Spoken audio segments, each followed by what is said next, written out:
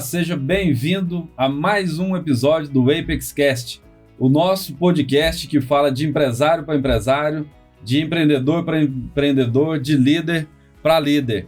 E hoje, o tema que a gente vai tratar aqui é o jogo invisível das empresas que vencem. Enquanto muitas empresas olham só para o dia a dia, para o operacional, para o tático, para o caixa do hoje, para o agora, a gente vai falar hoje sobre as coisas invisíveis, cultura, estratégia, marca, valor da empresa, dentre outras tantas coisas que permeiam o intangível das empresas, que é o que faz, de fato, as empresas se tornarem perene, crescerem de forma exponencial. E aqui comigo hoje, meu sócio e amigo, o Derlan e o Guilherme, para a gente tratar desse tema tão importante. Bom dia, Derlan e Guilherme. Bom dia, Fabrício. Bom dia, Derlan. É um prazer enorme estar aqui com vocês. Bom dia, mas vai saber que está assistindo à noite, à tarde, né? Verdade. Então, é um prazer muito grande estar com vocês falando sobre esse tema que eu julgo ser... que é importante para o empresário começar a pensar no início. Porque quando a gente fala sobre o jogo invisível, é um tema que o empresário ele vai começar a pensar, geralmente na regra, quando ele está se tornando do médio ali, o médio empresa. Por quê? Porque o empresário que está iniciando, ele só pensa na sobrevivência. É aquele famoso vender o almoço para comprar a janta. Mas é importante a gente já começar desde cedo a pensar nisso para a gente já dar o foco e definir o caminho certo. Medir algo que é visível é mais fácil. Você está vendo com seus olhos algo é mais fácil. Agora, como medir algo que você não enxerga? Como é que eu irei medir a cultura de uma empresa? Como é que eu irei medir comportamentos dentro de pessoas que estão no operacional, no tático? Então, essas informações elas são essenciais para aqueles que estão nos ouvindo e para a gente poder analisar cada caso. Vamos falar sobre cultura, comportamento, estratégias. Vai ser interessante hoje, muito interessante. Maravilha. Já no olá aí, no cumprimento, vocês já saíram aqui respondendo as primeiras perguntas, né, que é o jogo invisível das empresas, né, e como esse jogo invisível ele tem essa importância para o crescimento, para a perpetuidade da empresa. Mas eu quero perguntar aqui para você, Guilherme, né, o que muda na mentalidade do dono quando ele começa a enxergar esse invisível, esse intangível dentro do negócio dele? Na verdade, tudo. Porque quando você começa a olhar um intangível, você vai ver o tanto que vai potencializar o seu negócio. Porque como o Derlan falou, é como medir o que você não enxerga. Mas é possível medir. E é possível você desenvolver o que você não está enxergando ali. E são esses pontos que vai alavancar o negócio. Porque o empresário, quando ele inicia, ele está só lutando pela sobrevivência. Até porque 9 entre 10 empresários começam sem dinheiro, começam sem recursos, começam com um sonho e muita coragem. E acaba que começar com um sonho e muita coragem e pouco dinheiro vai fazer que o empresário vire um operacional. E tá tudo certo, faz parte do jogo. Eu comecei assim, eu acho que todos vocês também começaram assim o negócio de vocês. Mas vai chegar um ponto que ele vai ter que começar a pensar em marca, vai ter que começar a pensar qual que é a estratégia a longo prazo que eu preciso trazer para o meu negócio. Porque o empresário que ele só tá enxergando o operacional é como se tivesse, para quem não tá vendo, eu tô olhando para baixo. Como se estivesse olhando para baixo. Mas o empresário tem que estar olhando para cima. Ou seja, na estratégia. Como que o meu negócio vai estar daqui 5, 10 anos? Qual é o caminho que eu devo seguir? E o empresário que só está na operação, ele não consegue enxergar isso. É aquele cara que, sabe aquela percepção que só vive apagando incêndio? E acaba que isso vai limitar muito o seu crescimento. E acaba que o seu concorrente vai crescer mais do que você. Porque ele está pensando em estratégia, ele está pensando em cultura, ele está desenvolvendo ali uma marca forte. Você falou um ponto bem importante, né? A marca. Quando a empresa começa a crescer, a marca também começa a aparecer, né? Então, o público, os clientes ali, eles começam a saber quem é aquela marca, querem saber o que está por trás daquela marca, né? Então, um aspecto importante da marca é o posicionamento, né? Que é outra coisa intangível dentro dessa visão de marca. Derlan, como você vê essa questão do posicionamento de marca dentro dos negócios hoje? Como você aplica lá no seu material de construção, né, essa visão de marca mesmo, como ela se posiciona, e até aqui dentro da Apex, né, que a gente está fazendo um trabalho importante de reposicionamento. A empresa, ela não, se ela ficar pensando em vender somente produtos e serviços, é o meio do caminho. Mas ela tem que também aprender a vender a marca. A marca, ela tem um valor. Então, para vender a marca, essa marca ela tem que ser estabelecida desde o início da base da empresa. Por exemplo, os funcionários que trabalham na parte operacional, eles têm que identificar o que é a marca, onde é que ele está trabalhando, qual o fundamento dela, o que ela representa para ele. Na parte tática também, a partir do momento em que eu tenho um corpo de colaboradores que reconhece a marca e consegue dar valor a ela, é um passo importante para que aquela empresa possa ter um valor de mercado maior. E a partir daí tem um ditado popular também, diz que quem não é visto não é lembrado. Então a marca também, a empresa como estratégia, ela tem que fomentar essa marca dentro do mercado. Ela tem que se posicionar, como o Fabrício falou. Onde eu estou? Quem está ao meu lado? Onde eu posso chegar? O que eu preciso fazer para que as pessoas, os meus potenciais clientes, possam me enxergar melhor?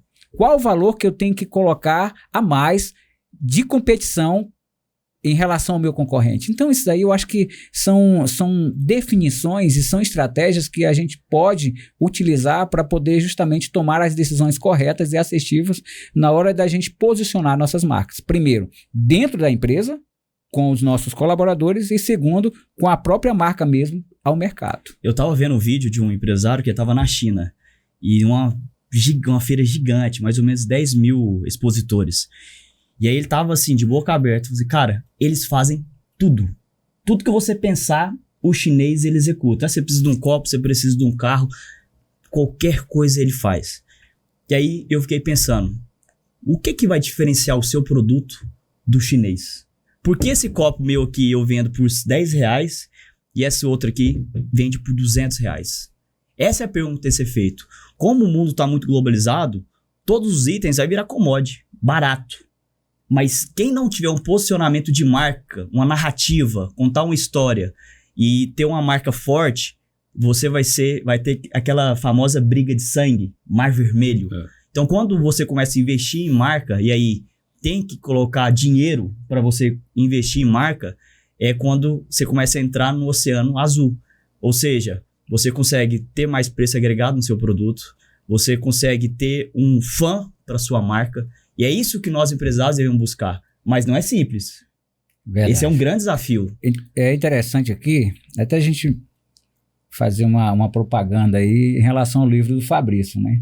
O Fabrício fez um livro e simplesmente mas publicou um livro e fez toda uma infraestrutura que, na verdade, uma só empresa vai fazer tudo para ele, né? Então, seria até bom você explicar em relação ao que a Amazon está fazendo em relação ao livro que você publicou lá. O que ela vai fazer? Vai te entregar já praticamente o livro pronto, né? Obrigado, Derlan, né? E assim, fantástico aqui essa colocação, né, que vocês tiveram em relação à marca, posicionamento. E uma questão prática que eu vejo, né, vamos dizer assim, essa não visão de marca no início, né, enquanto a empresa é pequena, ou até as médias empresas, de não ter um registro, né, de não registrar a marca, um ativo intangível, né, que depois vai gerar muito valor para aquela empresa. E o Guilherme bem trouxe aqui a comparação de um produto pode valer 10 vezes mais, ou até muitas vezes mais, o que diferencia isso. Depois nós vamos falar isso também sobre o valor das empresas. Uma empresa no mesmo segmento pode ter um valor e outra similar, pode ter um valor muito acima ainda dessa mesma empresa no mesmo segmento. Então eu vejo assim, né, em termos práticos, a questão mesmo do registro da marca, né, que não tem muita importância, não se olha muito para isso, até uma determinada fase da empresa, quando essa marca começa a ganhar notoriedade, começa a ganhar visibilidade, que aí vai preocupar de registrar a marca, e às vezes já tem alguém que já registrou uma marca parecida e começa a ter um problema ali, que vai impactar no valor da empresa, às vezes até mudar essa marca. Mas respondendo aqui sobre o livro, Derlan, obrigado por levantar essa bola aí, falando aqui da Amazon. Eu fiz praticamente tudo sozinho com esses livros, né? São livros que eu venho juntando observações, anotações ao longo aí de 10, 12 anos, né? Acho que o que eu me recordo ali desde 2013, na observação do dia a dia, são 2 livros. Eu tive que dar um passo um pouco atrás, porque o livro principal que eu queria escrever era sobre fazer as coisas certas nas empresas, né? Porque eu já vinha observando desde a minha jornada como que as empresas, né? Umas empresas tratam as pessoas de uma forma, tratam as pessoas com respeito, com integridade, fazem tudo certo e obtêm sucesso.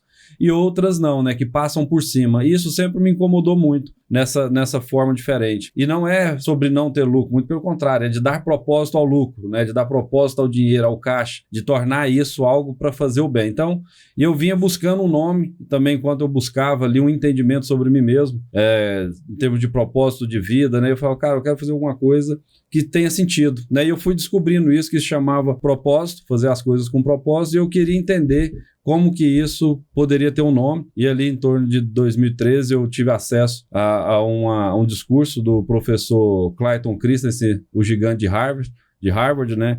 Ele que foi quem cunhou o termo inovação disruptiva. E nesse discurso ele fala, né, que ele é um grande acadêmico reconhecido, que inovou as empresas, mas que ele acredita que a nossa vida é medida pelo bem que a gente faz. Então, que ele gostaria de ser um fazedor do bem. E dali nasceu essa ideia do fazedor do bem. Então, o livro se chama O Fazedor do Bem nos Negócios. Esse era o primeiro livro que eu queria escrever. Mas eu sentia que faltava algo a mais que contextualizasse, né? Então, eu escrevi o livro O Fazedor do Bem, para dar essa contextualização espiritual, né, na vida cotidiana. E depois, logo em seguida, terminei, né, concluí o livro Fazedor do Bem nos Negócios, que era o principal livro que eu gostaria de escrever, que traz essa questão ética, moral, dessa possibilidade da gente fazer o bem através dos negócios. E ali eu fui caminhando sozinho com esse livro e encontrei na Amazon esse parceiro que faz essa publicação para publicações independentes, né? Então ele faz tudo, ele imprime o livro, ele distribui, ele vende, ele fica com todo o dinheiro do livro. Isso é importante. Mas o livro eu não construí ele, né? Então esse era um sonho que foi construído ao longo de mais de 10 anos.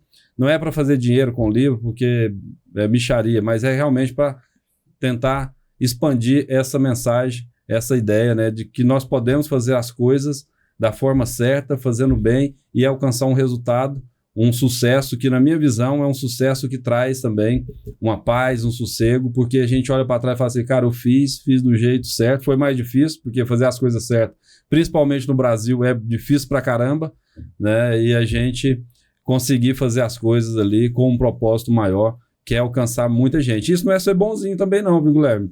Fazer a coisa certa exige muita firmeza, né? Muito sentido ali para fazer as coisas. Então, às vezes as pessoas confundem nessa dicotomia também de excluir, né? Tudo é binário, é sim ou não, é certo ou errado, mas existem outras nuances, né, que a gente precisa trabalhar isso, colocar essas possibilidades, mas também é preciso posicionar, né? Então, estou tomando um posicionamento que é de fazer o bem nos negócios, de buscar essa ética, essa moral, de ajudar, de apoiar os empresários, né? Quem gostaria de fazer as coisas certas, buscar cada vez mais conduzir as suas empresas fazendo as coisas corretas. E um jogo invisível, igual você falou, mixaria, dinheiro ali, mas você nesse caso não está olhando especificamente para a pecúnia, né, para o dinheiro. Não. Está olhando a longo prazo, o que você vai deixar de legado.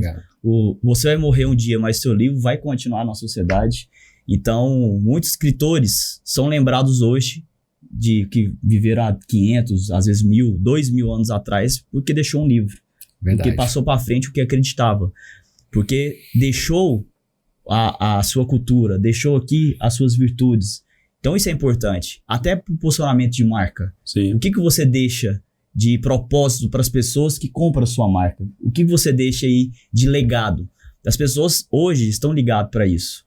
Então, principalmente essa geração está vindo muito forte. Antigamente, você tinha um colaborador que ele ficava 30 anos numa empresa sem propósito nenhum. Hoje, se você não tiver um propósito forte dentro do seu negócio, e no primeiro desafio, o seu funcionário vai te largar. Então, quando a gente consegue trazer esse propósito para dentro da marca, isso fortalece muito. Eu acredito que você está fazendo isso, Fabrício. É deixando o seu legado aqui nessa terra. Exatamente. E você tocou num ponto importante. Hoje tem uma pesquisa da Nielsen, que é uma das maiores empresas de pesquisa de mercado do Brasil e do mundo, né, que mostra justamente isso, com essas novas gerações, e aí não só olhando do lado de dentro da empresa, mas do lado de fora, como cliente, como consumidores, estão buscando cada vez mais consumir e comprar produtos e serviços que têm propósito, né? Então eles não querem comprar só pelo uso. Cara, que você falou aqui de um copo. Qual que é o propósito de eu comprar esse copo? Ele é de qual empresa? Quem que é o dono dessa empresa? Qual que é o rosto que está por trás aqui? O que essas pessoas fazem no dia a dia? Então as pessoas hoje estão tendo uma busca de um consumo mais consciente também, né? Então a empresa ela precisa estar, sim, de fato, já olhando, né, e querendo entender ali qual que é o propósito daquela empresa como ferramenta de transformação na vida do empresário, qual o legado que aquela empresa vai deixar, né? Então eu vejo muito por aí também, Guilherme, né? Então, hoje eu vejo Você citou do lado de dentro, né, que o empregado está querendo ficar onde que tem propósito. Muitas vezes, hoje, nem é tanto mais dinheiro, né? Então, além do dinheiro, ele está olhando, cara, essa empresa está construindo algo legal, está construindo algo que vai expandir, que vai crescer, que vai causar um impacto positivo. E esse valor intangível, ele transforma a empresa. A gente vê bastante empresa hoje aí na internet, nas redes sociais, já mostrando essa cultura do dia a dia, mostrando os bastidores, justamente para demonstrar que elas são muito mais do que uma comercialização de produtos e serviços. Verdade. E mercado hoje, assim como no último podcast nós falamos sobre fé nos negócios, a gente foi colocado que a fé, ela exige movimento, né? Então, o mercado ele está em constante desenvolvimento. Então, se está em desenvolvimento, ele está em movimento. E às vezes até os produtos que nós vendemos e os serviços que nós vendemos, ele tem que acompanhar essas diferenças, esses movimentos, porque senão a gente fica para trás. Porque agora há pouco, vou dar até um exemplo aqui, o Guilherme agora há pouco pegou meu copo aqui, ó, estava aqui quietinho no lugar, de repente ele foi dar um exemplo e jogou o copo pro lado lá. Aí depois ele percebeu que ele pegou o copo e ele voltou para cá. Então o mercado ele tem esse movimento o tempo todo, né? Às vezes o mercado, o produto que nós temos hoje vendendo no mercado, no dia a dia, ele está até um preço bom, está dando uma margem legal, mas depois de 3, 4, 5 meses, não sei, a gente define datas, mas do nada o mercado fica ruim para aquele produto. E a gente tem que dar uma qualidade melhor a ele, a gente tem que dar uma estruturada melhor, definir novas estratégias para a gente poder justamente posicionar o produto no lugar correto. Eu quero dar um exemplo prático dessa questão de posicionamento, e todo posicionamento ele exige uma estratégia, uma ideia atrás daquilo, e o empresário ele precisa de ter essa consciência desse posicionamento, a clareza e a paciência para alcançar esse objetivo que ele busca, né? Então, teve um período recente, minha esposa e eu nós fomos um resort durante a semana, cara, estava vazio, e no final de semana não tem vaga, bomba e tudo. Eu fiquei pensando, e, cara, como é que esses caras mantêm tudo isso aqui, tudo funcionando, ar-condicionado, tudo de primeira qualidade, altíssimo nível, um custo gigantesco para manter isso aqui. Eles não abaixam o preço da diária, né? Então, por quê? Porque tem um posicionamento. O que é que eu vejo trazendo para o dia a dia? Muitos empresários não sabem o que é, para quem que é, o que faz direito. Aí ele vai no desespero para manter caixa, ele pega o quê? Ele, usando esse exemplo do resort, seria como se um resort abaixasse o preço da diária lá embaixo, né, para poder atrair público, para poder atrair ocupação, e aquilo ali vai impactar o perfil do público que frequenta, que é o público que eles buscam ali para aquele empreendimento. Então, assim, no dia a dia, trazendo para as outras empresas, eu vejo isso. A pessoa, às vezes, tem um período ali que as vendas estão mais fracas, ele vai, não, vamos fazer promoção, vamos abaixar o preço.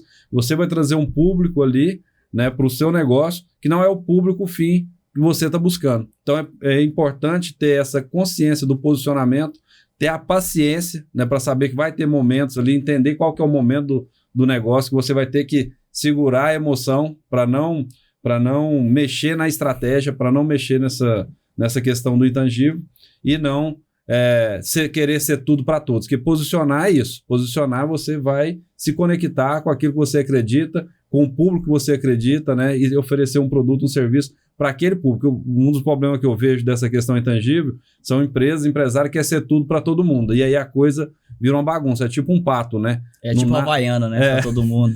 Exatamente. Mas esse posicionamento, Fabrício, o grande desafio hoje em dia é que está tudo muito sensível. Então o empresário fica um pouco com medo de se posicionar. E aí eu não estou falando de política, eu estou falando de posicionamento mais para o cliente. Falando, não, mas se eu posicionar desse jeito, eu vou perder aquela camada de cliente ali que pode vir, tem potencial. Mas ele mal percebe que quando ele está neutro, esquece. O mercado não serve para o neutro, ele não vai estar pegando nenhum, nem outro. Então o posicionamento, ele exige, claro, uma estratégia bem formada, de curto, médio e longo prazo, mas também ele exige que você tenha aí uma garantia de tempo, ou investimento de tempo. Porque o empresário acha que você não vou mudar minha estratégia agora, em 1 a 3 meses eu já vou ter um retorno altíssimo. Peraí, o negócio ele exige tempo.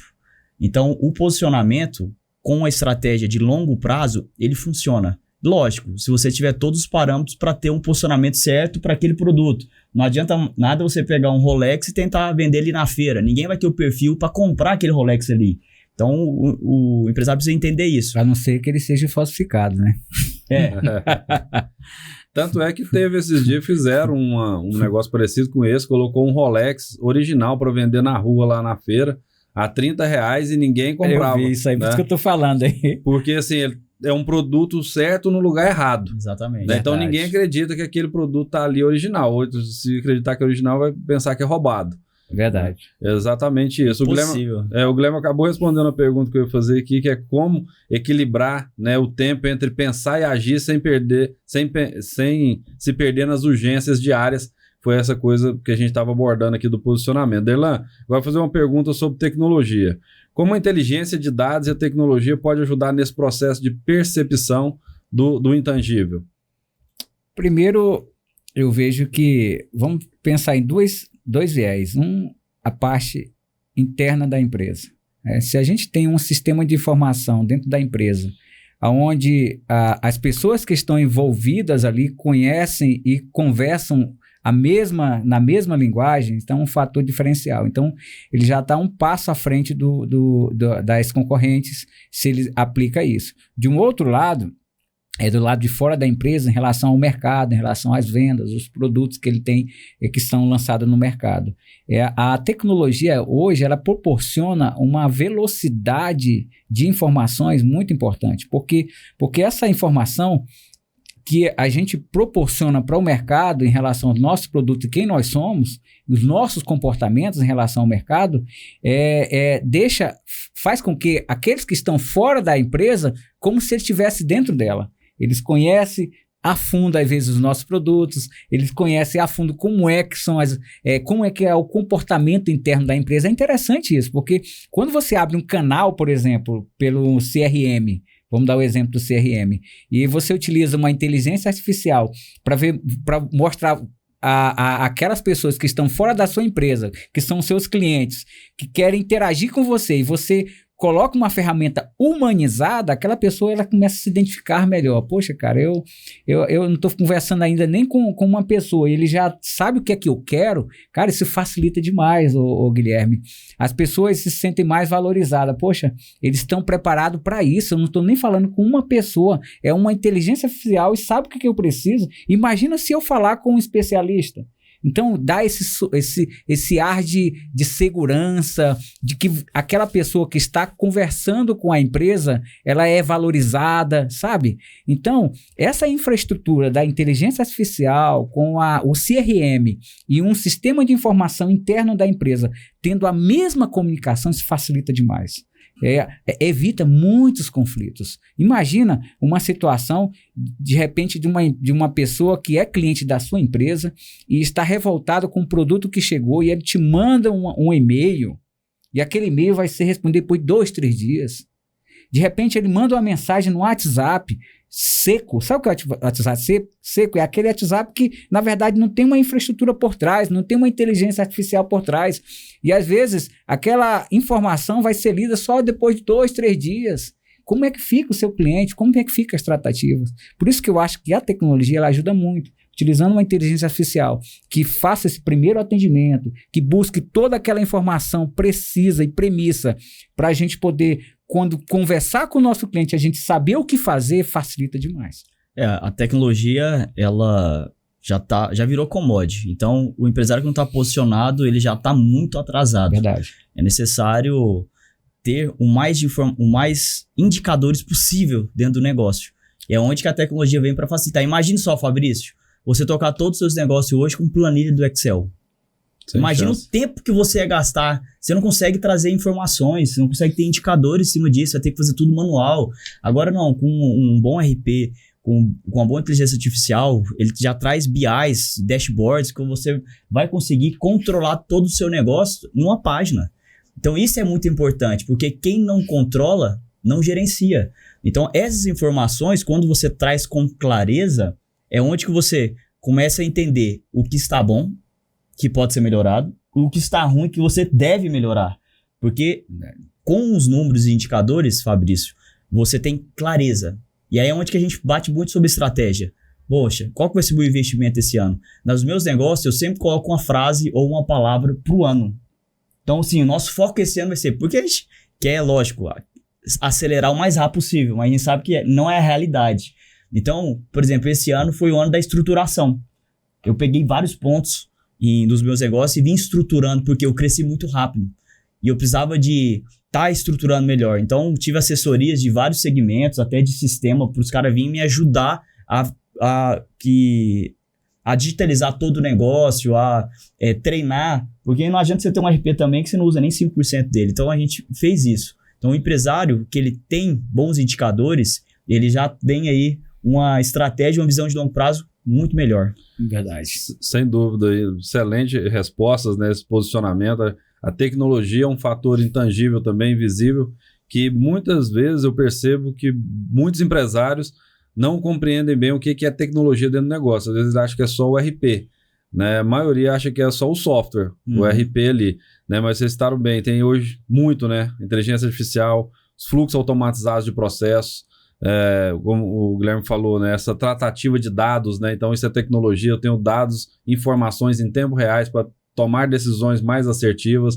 E a gente também pode ir para tecnologias na área operacional, né? Sistemas ali dentro da indústria que mostram gargalos, onde está havendo perda de produto, né? Perda de produção no serviço ali, né? Tratamento de OS, aqueles SLAs, né? O tempo de atendimento que a gente está dando para o cliente, como o Derlan citou aqui no WhatsApp ali.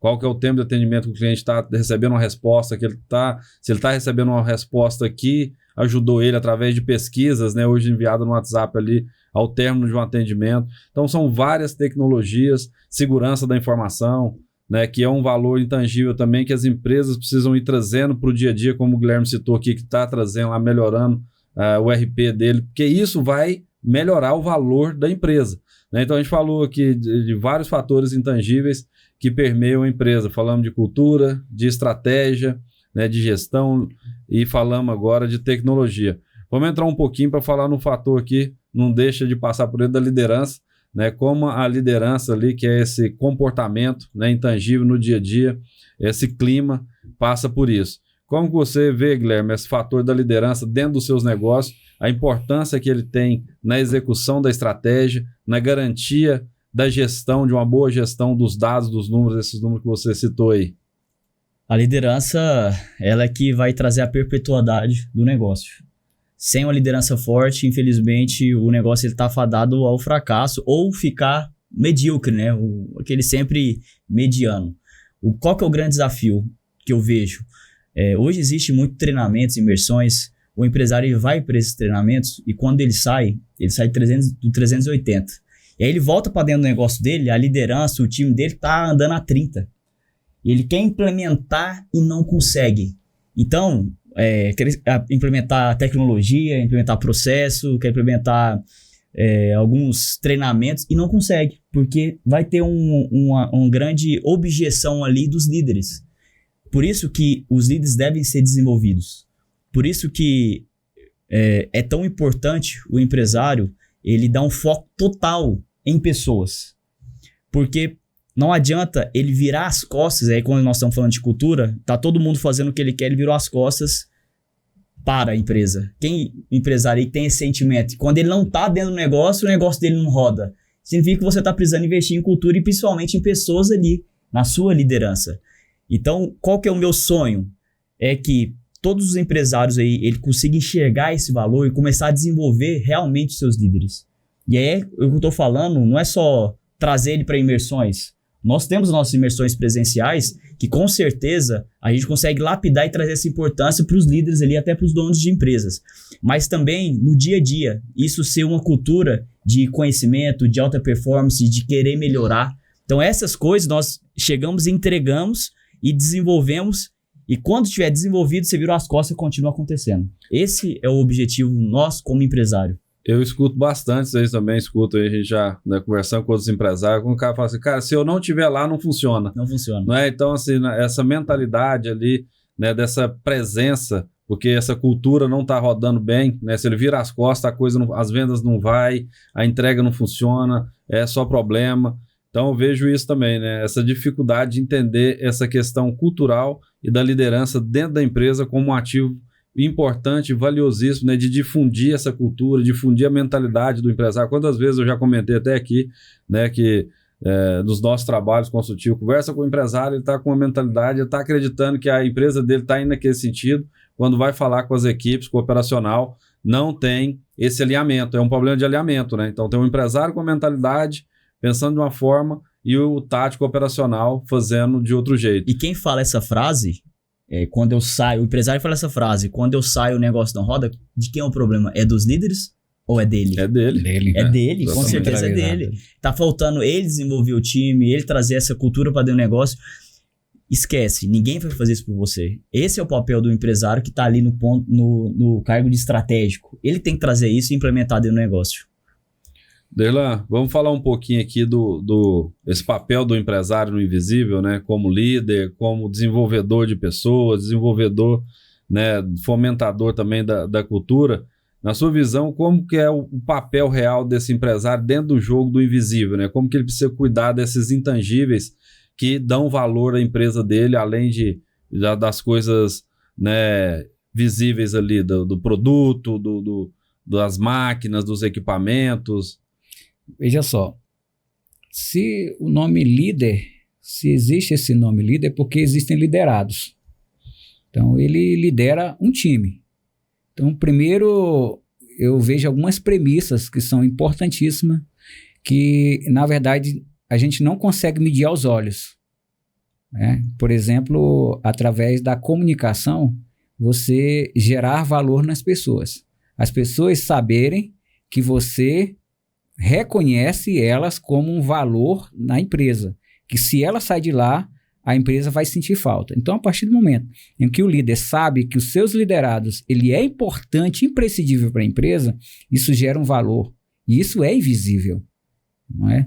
Não é simplesmente, às vezes, uma simples frase que você coloca em um grupo de WhatsApp, mas é você identificar através dos seus comportamentos em relação aos seus liderados. Então, eu acho que isso aí é uma das premissas importantes, a comunicação e esse relacionamento positivo, certo? De feedback mesmo, às vezes pode acontecer de um funcionário sair um pouco da linha, de você chamar eles, olha, você aqui você tem um valor imprescindível para nós, a gente errou aqui, mas a gente precisa corrigir isso aqui, tá?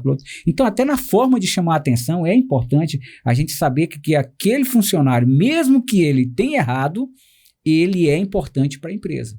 Porque, às vezes, acontece em alguns casos que eu já vi de pessoas que são um supra-sumo de conhecimento na empresa que dificilmente erra, mas na hora que erra, parece que ele é jogado ao calvário. Então, a gente tem que ter uma malícia muito grande de identificar e saber agir na hora certa e como agir. Então, eu acho que, nesse primeiro momento aí, essa questão da comunicação é importante, a questão do gerenciamento de conflito, ele é importante também, de saber a hora de falar. Às vezes, gente, acontece muitas vezes, eu digo por mim mesmo, tem hora que dá vontade de sair da sala ali, da parte de estratégia, e ir lá no tático ou no operacional e chamar uma reunião rápida ali, mas às vezes a gente para pensar, analisa, raciocina, diz, não, vou esperar um pouquinho mais aqui para eu poder chamar o tático. Porque acontece muito, viu? Eu vou deixar bem claro aqui, que às vezes você está na estratégia, acontece muito isso.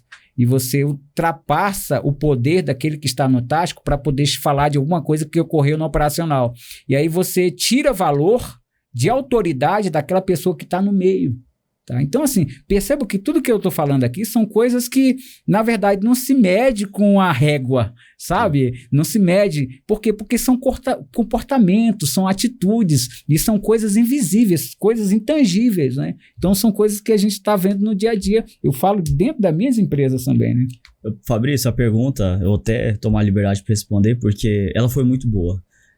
Excelente. O tamanho da sua empresa é o tamanho da sua cabeça. Exatamente. Tem que entender isso. Já começa por aí. Sua empresa é pequena porque sua cabeça é pequena, ainda mais se tiver muitos anos de negócio. Eu tô abrindo um negócio novo agora, até comentei com você, Fabrício, não vou compartilhar aqui, até porque está sendo consolidado ainda, mas eu tenho alguns pontos que eu quero compartilhar aqui para vocês entenderem como que a estratégia por trás do empresário tanto que é importante. Eu já iniciei pelos sócios, porque a gente sabe que a sociedade é importantíssima e ela pode ser uma âncora ou um trampolim. Então, ponto número 1, um acordo entre sócios.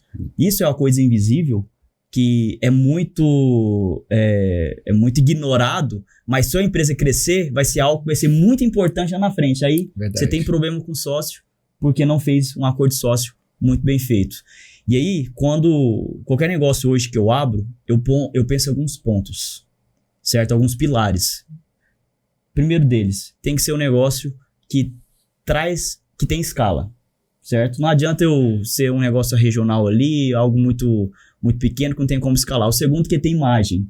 O terceiro, que tem uma certa recorrência. E se tiver o quarto, que eu julgo ser interessante, é a porta de entrada. Se for uma porta de entrada muito simples, por exemplo, o nosso negócio Apex, infelizmente a porta de entrada é muito simples. O cara com o celular vira concorrente, certo? No mundo digital. Mas ainda bem que nós somos híbridos, né? Somos digitais, mas principalmente também presenciais. Então, sociedade é muito importante. Quais são os pilares desse negócio é muito importante, porque tem negócio, Fabrício, que por mais que o cara coloque energia e seja bom, ele sempre vai ter uma limitação de tamanho. Sim. O cara não consegue crescer muito mais do que aquilo. Não é um negócio que vai render milhões. É onde que a gente fala sobre o equity. E esse negócio que eu estou abrindo agora, eu já chego com o meu sócio e falo, em 7 anos nós vamos vender esse negócio. Então já está criado, entre 7 e 10 anos nós vamos fazer a venda dele. Então já estou pensando no equity. Estou pensando todos esses pontos invisíveis, intangíveis, para a gente já crescer o negócio, que ele em poucos anos já vai valer milhões de reais. Mas para isso você tem que ser um negócio bem estruturado, que tenha uma tecnologia muito forte. Então sistemas, enfim, toda a parte de indicadores.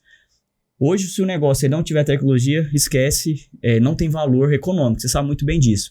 Então, se o empresário, desde o início, ele coloca todos esses princípios e pilares e pensa no equity, ele consegue estruturar o negócio para vender daqui uns anos que vale milhões de reais. Esse é o ponto, mas tem que começar desde o início estruturando, porque estruturar depois dá certo? Dá, mas você sabe, tanto que é mais difícil. Vai ter que refazer, né? E você... Como você falou no início, você começou lá com gás, sem saber, igual a gente também, né? Já contamos nossas histórias aqui. E hoje você já faz o negócio com mais conhecimento, né? Você já vai trazendo toda essa bagagem, esse conhecimento para esse novo empreendimento que vocês estão fazendo, já também, né, consciente dessa questão intangível, porque 7 anos, a gente fala isso bastante, né? Para fazer em 7 anos, é o que o japonês fala ali, que é o tempo médio, que é o tempo que as pessoas levam para mudar.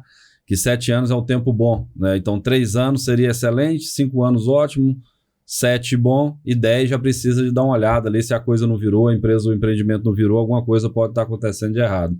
E precisa entender também o que é virar, né? Virar ali é entregar o resultado que esperava de um empreendimento, de um objetivo. E você falou um negócio interessante, né? Porque assim, tudo que o homem ignora não faz parte do universo daquele homem. Portanto, o universo de um homem é do tamanho do conhecimento dele. Né? E às vezes a pessoa chega assim, olha para o empresário e fala assim, cara, não, porque esse negócio aqui, esse cliente aqui na minha cidade é assim. Eu falo, cara, porque você não sabe como que é diferente, como que faz para crescer mais, porque se soubesse, já teria feito, já teria crescido. E o Guilherme falou bem, né? Então o negócio é do tamanho da cabeça da pessoa. Então é do tamanho do conhecimento dela. Você pode olhar no mesmo mercado, no mesmo segmento, empresas similares, uma que é pequena e outra que é gigante, né? O que fizeram diferente ali. Precisa ter o conhecimento e precisa ter ação, né? Então eu preciso conhecer, saber quais são os mecanismos ali, as alavancas que eu preciso mover, mas eu também preciso agir. Porque se eu só souber, né, o conhecimento sem aplicação, sem ação, ele se torna inútil. Verdade. Então, excelente colocação aí de vocês sobre a questão da liderança, né, de aplicar o conhecimento e da importância disso para gerar mais valor na empresa, que foi o Guilherme falou aqui, que é a que a gente vai entrar aqui agora, noutra questão intangível muito importante, que é a valuation, né? O valor justo de mercado de uma empresa e como que esses intangíveis podem potencializar o valor de uma empresa, onde que empresas do mesmo segmento, né?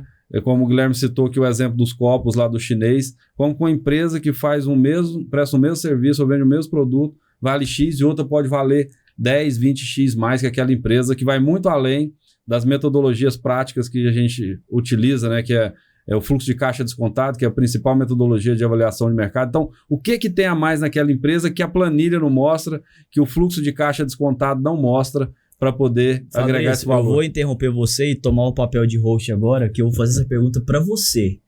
Porque é o seguinte, Fabrício já tem mais de 17 anos aí, como empreendedor, como como dono de negócio, como consultor de negócios e fez vários valuations, fez valuation do meu negócio. Incrível que pareça, o valuation você colocou lá, a gente conseguiu seguir à risca, até as projeções de crescimento que nós fizemos há 2, 3 anos atrás, nós vemos batendo faturamento de ano a ano. Maravilha. Então é tudo que previsibilidade, estratégia. Mas hoje, quando você olha para o negócio, quais são os pontos que o empresário que está nos ouvindo aqui hoje precisa investir para que a empresa dele vale mais? Que vai valer mais do que o concorrente dele que está ali do lado, e pode ser que os dois estão vendendo a mesma quantidade de faturamento, mas uma vale mais do que a outra. Por quê e o que pode ser feito para melhorar? Guilherme, excelente pergunta, né? Inclusive, quando a gente vai fazer uma avaliação, já fiz dezenas, eu acho que talvez até uma centena de avaliação de empresa, de pequena empresa, 2 lojinhas até indústrias grandes. Teve uma que você participou, na indústria grande, a gente fez uma avaliação. O que eu vejo hoje que muda? Primeiro, fazer a coisa certa. A gente falou isso aqui, eu falo isso no meu livro, né? O Derlan levantou essa bola aqui para mim. Por quê? Porque uma empresa ela tem valor a partir daquilo que é possível medir. Se eu vou só para o gerencial, né? Se eu vou só para a parte ali que a empresa está fazendo só no caixa, sem documentação, sem processo bem estabelecido, sem uma governança que começa desde um acordo de sócio, nós temos aqui na Apex também, né? Então, você vem construindo essa estrutura documental que possa ser validada, isso é um dos fatores. Então, fazer a coisa certa, eu acredito que vai agregar mais valor na empresa. Por quê? Porque várias empresas, quando eu avaliei, aquela que não faz o certo, aquilo é risco. Então, essa tomada de risco, o investidor, ele vai descontar do valor da empresa, porque é um risco que pode se materializar. Então, nós temos risco jurídico, risco trabalhista, risco fiscal, risco de insalubridade, uma empresa insalubre, né, onde os funcionários trabalham ali numa indústria ou numa estação de serviço, aquela coisa insalubre, até iluminação, né? Então, quando você vem construindo uma empresa, fazendo certo, né, até uma cadeira, como aquele ergonômico, né? Então, o risco ergonômico, enfim, tudo isso vai levar mais valor para uma empresa. Então, esse é um primeiro aspecto, fazer as coisas certas. Segundo, marca. Tanto é que, né, a valuation ela vai ali no método do fluxo de caixa descontado, valor patrimonial, né, e a gente também coloca se a empresa tem marca ou não. Quando a empresa tem marca, tem que avaliar o valor da marca. E eu não sei se os empresários sabem a maioria, você pode, inclusive, patrimoniar essa marca. Então, essa marca ela pode ser avaliada, levar um valor para o balanço da empresa e aquele valor vai agregar ao patrimônio líquido da empresa. Então, tem empresas que já entenderam isso, fazem uma avaliação de marca no mercado e falam assim, a minha marca vale 30 milhões, só a marca, só o nome, ou 100, ou 10, ou 1, só a marca ali já tem valor e aquilo vai aumentar o valor da empresa. Então, esse posicionamento, essa construção de marca é importante para poder tornar uma empresa ainda mais valiosa. Então, quando você vende uma empresa que tem uma marca conhecida no mercado, ela vai valer muito mais do que outra no mesmo segmento que não tem. Então, são 2 aspectos que eu acredito que são fundamentais, diferentes, para poder conseguir levar mais valor para o mercado. E o terceiro ponto é da porta para dentro, né? A cultura, é a liderança, é o sentir bem que os funcionários têm naquela empresa, porque quando se vai fazer uma due diligence, que é uma segunda fase, depois que já chegou no valor justo da empresa, de quem está vendendo, o comprador topou pagar aquele valor, ele vai avaliar se aquela empresa vale isso mesmo. Então, ele começa a passar para dentro, ele vai fazer uma diligência para checar, né, todos esses pontos, os tangíveis e os intangíveis. E aí tem uma pesquisa de clima, que hoje já é introduzida nessas due diligence, porque essas diligências antes era só fiscal e trabalhista, mas hoje o investidor já está indo na coisa intangível. Ele quer saber como que o funcionário é tratado, como ele se sente lá naquela empresa, porque ele sabe, o bom investidor, o investidor profissional, ele sabe que uma empresa que gera uma boa cultura, um bom ambiente, produz mais. Então ele vai checar se aquela produção ela bate com o ambiente daquela empresa, ou se ela é um ambiente tóxico, como que é aquilo. E ele ali, ele vai conseguir determinar se aquela empresa realmente vale tudo aquilo, ou se aquela empresa tem um problema cultural, estrutural, de gente que vai precisar de resolver. Então, são 3 aspectos que eu vou trazer aqui para responder essa pergunta. Primeiro, fazer as coisas certas. Segundo, posicionamento e um valor de marca forte. E, por último, mas não menos importante, talvez teria que ser até o primeiro, gente, né, se a empresa tem uma cultura forte que vai sustentar uma performance de alto nível, de alto valor. E ele gera tanto valor, esse última situação, que é a cultura, por exemplo. Você mudar uma cultura de uma empresa demanda muito tempo e muito esforço, né? Então, por isso que é necessário, mesmo que seja intangível, você medir e você dar valor àquilo ali. Porque quando você compra uma empresa, vamos dizer que eu sou empresário, eu vou comprar uma empresa, e que a empresa que eu estou comprando tem uma cultura bem estabelecida e positiva, isso é um ponto na frente do mercado, até para a concorrência, né? Facilita pra caramba a gente trabalhar com o mercado competitivo. Né? O que tem muito valor, que é raro, que é difícil, né? E a gente sabe o tanto que criar uma cultura boa é desafiador. Então, isso realmente tem muito valor e com certeza o investidor ele não quer comprar só para ter problema, né? Ele quer, lógico, que o negócio cresça e isso vai ter que resolver vários problemas, mas o quanto mais estiver estabelecido vai ser melhor para o cara. E a gente para e pensa que a mentalidade, isso está mudando muito, eu vi que está mudando muito dos 5 anos para cá. Que antigamente a mentalidade nossa, você vendeu seu negócio, eu achei que estava dando certo.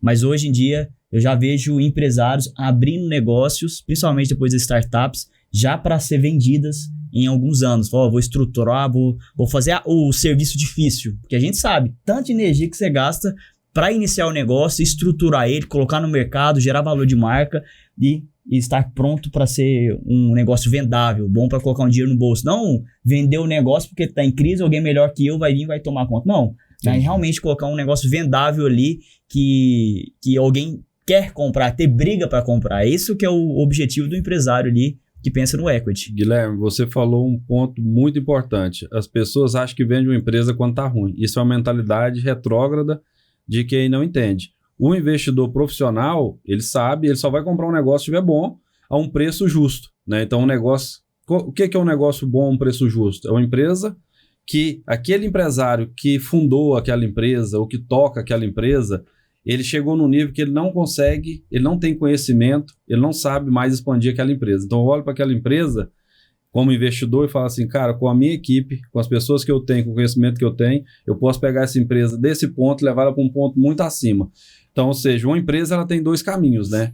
Aliás, 3. Ou ela vai ser vendida, vai ter sucesso, vai ser vendida, ou ela vai ser vendida porque, na visão daquele empresário que está vendendo, ela está mal, ele não consegue mais tocar aquela empresa, então ele vai buscar vender aquela empresa, ou pode ser outras coisas também, problema societário, clima, porque muitas vezes a empresa está indo bem, mas internamente se criou uma situação entre os sócios, um conflito de sócios que aí vão buscar vender aquela empresa. E acontece muito isso. Acontece muito. Coincidentemente, quando a gente estava falando, estava chegando mensagem de uma valuation, uma situação parecida dessa, e o cliente pediu para marcar uma reunião lá. Então, assim, é de fato, né, o caminho que vai percorrer, mas o principal caminho de uma empresa, se o empresário tivesse mentalidade, é ela ser vendida. Ele vai explorar o máximo da capacidade, do conhecimento, dos recursos que ele tem, das pessoas, dos investimentos que ele vai conseguir fazer ali, e a empresa ela vai ser vendida. Mas sabe o que acontece, Fabrício? Porque as pessoas não entendem isso, porque falam assim, nossa, como você vai vender um negócio que tá dando dinheiro? Aí eles não sabem que nós estamos vendendo tempo. Exatamente. Então, por exemplo, quando você vende uma empresa, vamos falar sobre EBITDA. Dependendo, você coloca vezes 5, vezes 7. Vezes 7 o EBITDA dessa empresa anual. Então, vamos supor que você vendeu vezes 7. É como se fosse 7 anos que você está vendendo para frente. Imagina você comprar 7 anos da sua vida. 7 anos de lucro, você está antecipando a valor presente, trazendo para hoje. Exatamente, trazendo valor de hoje. Então, são 7 anos de trabalho que você está trazendo valor de hoje. Opa, com todo o conhecimento que eu trouxe, pego esse lucro de 7 anos, trago para hoje. E lógico, nós empreendedores profissionais vamos o quê? Abrir outro negócio e conhecimento que a gente tem vai ser ainda mais rápido. Então eu sempre penso desse jeito e todos os negócios agora eu já estou pensando em vender. Eu quero vender. Exatamente. Então existe uma curva ótima, né? Na engenharia tem isso não lá. vende a mãe e o pai dele, não. Não, mas eu também penso assim, eu penso que uma empresa, ela está sendo construída para vender, né? Por exemplo, a Apes, nós estamos uma nova fase com ela, um momento, pode ser que chegue um momento ali que vem um player maior que vai comprar pela questão regional, né? Ou outra situação, mas o caminho natural de uma empresa, ou ela é ir para uma sucessão, nós passarmos para os nossos filhos, né, para a próxima geração, ou ela ser vendida ou ela quebrar. No caso da Apex, poderia entrar um investidor aí, comprar parte dela para potencializar o negócio e a gente manter. Então, assim, são tudo a parte da estratégia. Exatamente. Então, entra aí, eu já vi vários players, principalmente influencers aí, eu vou dar um exemplo, um cara que faz muito isso, o Thiago Nigro. Ele compra muitas empresas que vendem conhecimento. Então, qual que é aquele lá, o jovem... Jovem Aprendiz? Jovem Aprendiz, não. O rapaz era novinho, ele falava só com jovens e o Thiago Nico chegou nele e falou assim, por quanto você vende sua empresa? Ele falou assim, ofereciam 1 milhão, o cara falou assim, 1 milhão em 10%. Aí o Thiago Nico voltou e falou assim, eu pago 2 milhões em 20%. E comprou a empresa. O cara tinha 17 anos. E hoje ele é uma potência nos negócios. Então, acontece muito isso, vender parcial para potencializar o negócio ali. Dúvida. Faz muito sentido. Sem dúvida. Uma empresa, ela precisa de capital, ela precisa de conhecimento, ela precisa de muitas coisas. Engajamento também. Engajamento. E a venda é uma coisa que vai levar aquela empresa para um outro nível, né? Um nível mais profissional, vai transformar aquela marca num legado, né? Então, quantas empresas que nasceram de uma família e depois se tornaram empresas de mercado e essa marca ganhou o mundo, né? Então, aquele é o legado daquela família, né? Que construiu aquela empresa, vendeu aquela empresa e aquela empresa conseguiu ir muito mais além do que morrer numa próxima geração. É o Breno Perrucho, jovem de negócio. Breno Perrucho, achei que você estava falando do filho do João Kepler lá, do Davi, mas não. Não, mas ele também é uma potência, né? O Davi, todos os filhos do João Kepler são potências. Mas tem um mentor é uma coisa em casa, né? interessante. Porque é o seguinte, você imagina só, Fabrício, o que você acha mais difícil? É o cara que começa do zero, que são chamados vulgo emergentes, todos nós que somos emergentes, ou aquele cara que perpetua o negócio da família? Porque imagine só, às vezes fala assim, não é muito fácil porque já tem herança. Mas será que você trabalharia do jeito que você trabalha hoje, sendo herdeiro, não precisando? Cara, não, acho que não. Entendeu? Vai muito da cultura, né? Aquela história lá do eu não vou lembrar direitinho aqui, do avô meieiro, como é que é? Avô fazendeiro, filho meieiro, neto... Eu não lembro lá qual que é. Tá trabalhando pros outros. Tá trabalhando pros outros, alguma coisa assim, né? Então, assim, por quê? Porque essa facilidade ali, ela não vai gerar esse movimento, né? Embora eu conheça pessoas que não precisam, mas trabalham. Mas quando vai olhar para a história deles lá atrás, eles passaram um momento lá que eles precisaram, né? Mas é o mais difícil, encontrar a vontade e a disposição e de fazer, né? A necessidade. A maioria só tem a necessidade. Então, quando junta ali a vontade e a necessidade, a coisa acontece forte demais da conta. E o que eu acho que é um sucesso absoluto é aquele pai que conseguiu trazer isso pro filho. Eu não tenho filho ainda, mas eu fico observando. Por exemplo, o João Kepler, todos os filhos dele são baita de empreendedores. E, de outro lado, tem várias pessoas, homens e mulheres bem-sucedidas, que os filhos não querem saber de nada. Então, entra muito aí no jogo invisível, né? O que você vai trazer de valor, de treinamento para esse filho, de legado que ele vai querer. Não precisa nem seguir no mesmo caminho, mas também uma vida de propósito, de legado, assim como o pai e a mãe. Eu acredito, Guilherme, que vai muito da estratégia, né? Da formatação desses negócios, que existe também muitos family office, né? Essas grandes famílias que administram bastante patrimônio. É mais difícil porque tem conflitos internos, tem ego entre irmãos, né, primos, às vezes o patrimônio já estendeu para uma boa parte da família ali, mas quando é muito bem estruturado, tem uma governança muito clara, esses negócios também podem se tornar perenes e ganhar muito mercado, mas via de regra, de praxe, não é comum, né? Normalmente os herdeiros ali, a sucessão, vão vendendo aqueles negócios e aí eles vão para o mercado ali para se tornar maiores. Eu vou até citar um exemplo aí um podcast que eu estava ouvindo, que o Zé Garrote, que é o proprietário da São Salvador Alimentos, ele estava até compartilhando a estratégia. Aí que entra o tanto que é importante a estratégia. Sim.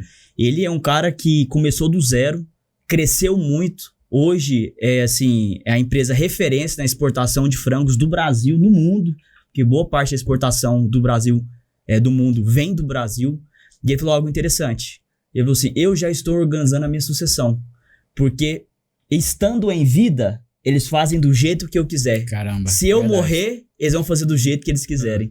Então, a estratégia por trás do dono, do proprietário, do líder ali, ela que guia a empresa para o melhor caminho. E ele já está pensando lá na morte dele. E o brasileiro nem deixa testamento, sabia? A maioria. Exatamente. Aí você vai no americano, os caras têm testamento da minha idade. Porque ele sabe que pode acontecer alguma coisa e se acontecer, depois vai ser do jeito que ele quer, não do jeito que os filhos, que os herdeiros querem. É o pensamento de longo prazo. Eu também vi esse podcast do Zé Garrote, foi fantástico. Muito bom mesmo. Né? E ele perguntando para os filhos, né, quem que queria estar dentro do negócio, se não me engano, 2 meninas não quis, um filho quis, e ele vai preparar aquele filho para dar continuidade. Porque precisa pensar nisso, as pessoas não gostam de pensar quando eu morrer os filhos se viram.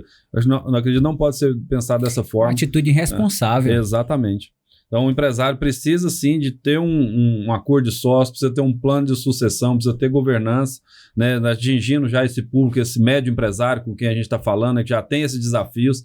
Talvez não seja tanto um desafio do pequeno, está começando, mas é bom ter esse olhar, ter esse entendimento, que vai chegar um momento que precisa realmente chegar nesse ponto. Pessoal, só para concluir aqui, acho que a gente falou bastante coisa aqui interessante, principalmente aqui quando a gente tocou na questão do valor da empresa, da valuation, né? E falar aqui, a gente já está falando disso, sobre o lucro e a perpetuidade do negócio, né? Como que isso vai gerar esse valor, esse invisível, né? Que a gente já está trazendo aqui. Só para a gente finalizar, deixar uma mensagem final aí, Guilherme, para o nosso público. Eu acho que o empresário, ele tem que dar foco no que é importante. E de bate-pronto, o lucro não é o mais importante. Ah, Guilherme, como assim você está falando isso? Quantos empresários que têm o lucro líquido lá na ponta, no final da ponta, mas não vê dinheiro? Então, é o que nós aqui da Apex sempre bate firme. Nós precisamos focar em caixa. O empresário precisa ter caixa, a estratégia dele tem que ser caixa. É lógico, o lucro é importante? Com certeza é muito importante. Mas o mais importante é o caixa. E eu vi muito interessante um empresário que ele bonifica os executivos dele, não pelo lucro que ele faz na ponta, mas pelo caixa que ele faz. Entende? Eu falei, nossa, cara, faz muito sentido isso.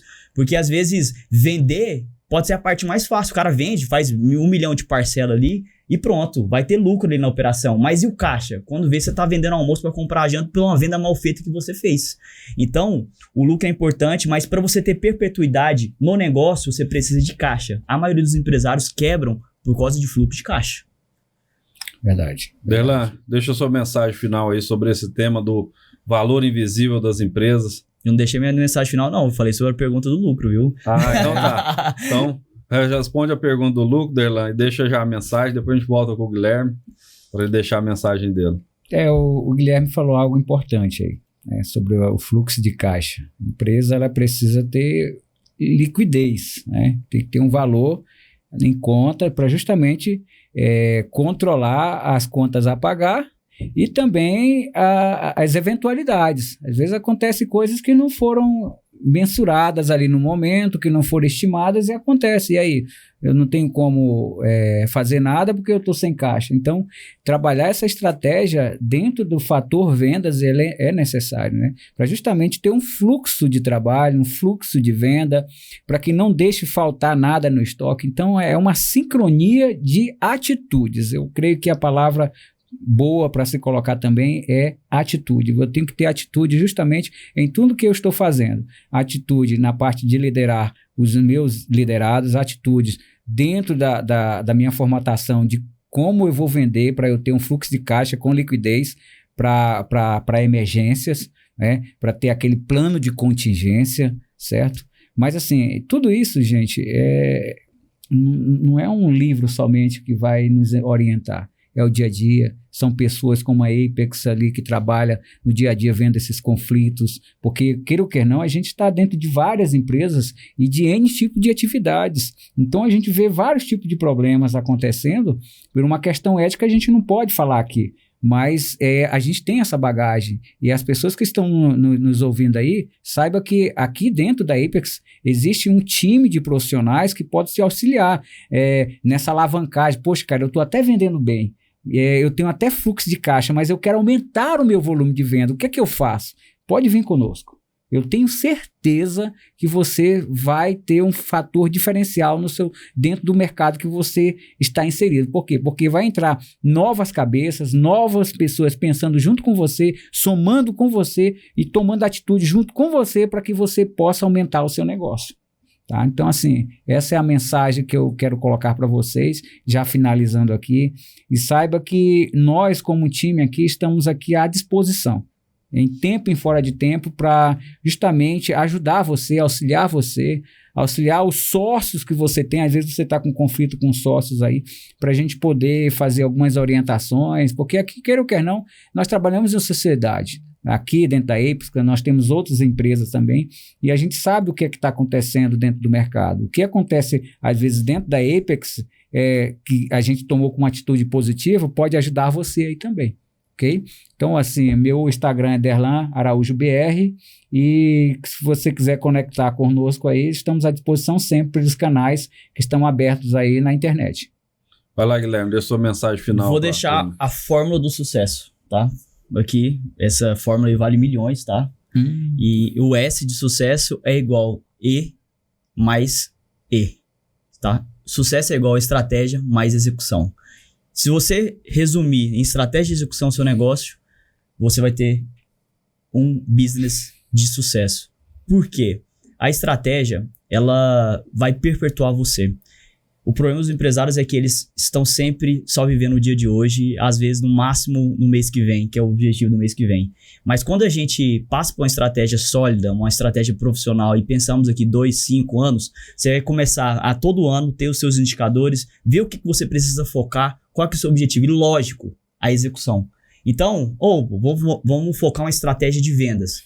Mas nós vamos montar a estratégia e executar ela. Durante o caminho, vai ter vários desafios. Por isso que a nossa imersão presencial ela é tão importante. Porque o empresário sai dali com várias estratégias formadas. Ele chega no dia a dia, na hora da execução vai ter percalço. Por isso que a gente faz questão de acompanhar esse empresário durante 30 dias. Porque a gente sabe que o mundo teórico vai ser muito divergente do mundo da execução.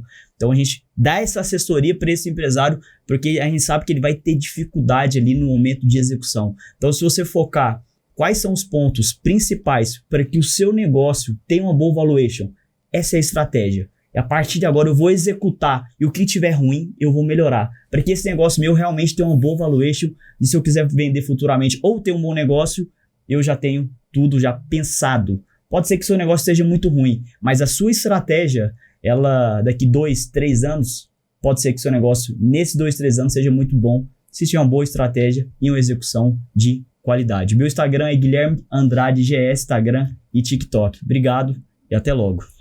Maravilha. Só completando aqui uma fala do Guilherme sobre a questão que a gente estava falando aí do lucro da perpetuidade, e nós também nos nossos programas, nós desenvolvemos metas, desdobramos essas metas alinhadas com os indicadores financeiros e principalmente com os indicadores de caixa, bem como também, né, o desenvolvimento dos planos de remuneração associado à caixa, né, Guilherme? Então, a gente tem essa plena consciência que precisa de ter caixa para pagar incentivos, para pagar bonificação, para pagar premiação e realmente ali reconhecer quem ajuda a construir esse lucro. Porque o lucro é só um indicador contábil, não quer dizer que vai ter dinheiro. O indicador que tem dinheiro é caixa. E isso é a realidade das empresas, é caixa. A empresa precisa ter caixa. Né, eu falei hoje aqui, né, muito obrigado por essa bola do meu livro O Fazedor do Bem. O Fazedor do Bem precisa de ter muito caixa para fazer mais bem, né? Porque o bem também precisa de usar esse recurso que é fundamental na vida da sociedade, que é o dinheiro, e para fazer mais, ter mais alcance, precisa ter muito caixa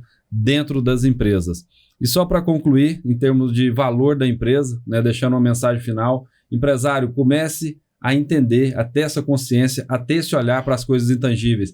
Vai muito além de você ter um bom produto ou uma boa entrega, né? É preciso também saber se você está construindo uma boa cultura, se tem um bom clima de trabalho, se está construindo e posicionando bem a sua marca, né? Se você está conseguindo entender qual que é o valor da sua empresa e você olha só para lucro, caixa ou está olhando também para o valor da sua empresa. Você sabe quanto a sua empresa valeu ano passado e quanto que ela está valendo agora? Se você está crescendo em valor da empresa, porque muitas vezes não vai ter um crescimento tão significativo de um ano para o outro em termos de faturamento ou em termos de caixa. Mas pode ser que a sua empresa possa estar crescendo em termos de valuation ou destruindo valor. Pode estar também, você está gerando caixa e está destruindo o valor da sua empresa ali, perdendo valor patrimonial, perdendo equity, sem nem estar sabendo. Então essa foi a mensagem final. O meu Instagram é Fabrício Oliveira AL e nós estamos sempre aqui à disposição para falar com vocês, para atender e poder apoiar vocês aí para termos empresas cada vez